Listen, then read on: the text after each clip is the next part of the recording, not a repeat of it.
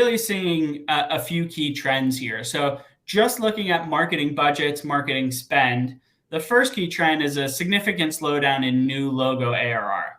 Like we were talking about earlier, that tends to lead to a transition to expansion marketing or expansion bookings just generally. And so there are a bunch of reasons for the slowdown in new ARR, including elongated sales cycles, which might not show up in your win rate. That's one tip for everyone. Don't just look at win rate, look at your velocity. It's very important as well. But also varying performance of your in-person events, which went way up in cost, and also general inflation of paid digital, including competition. If any of you are advertising on LinkedIn, the cost per the CPM and CPCs there are very, very high. So we're seeing a significant transition away from some of those channels.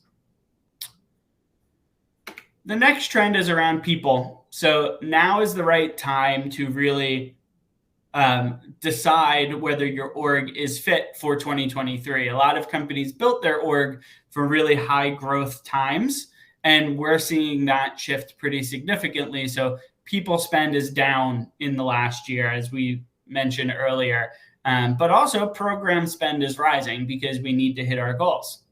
But then also is making sure that our ratios are realistic. I often see sales to marketing FTEs around 4-to-1. It was about 3-to-1 during COVID.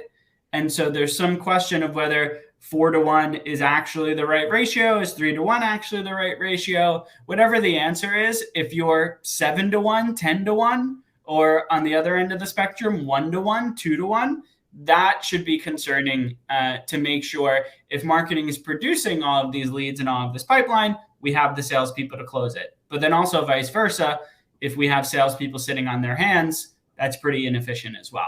So making sure we're solidifying these ratios and understanding what our org and staffing requirements are.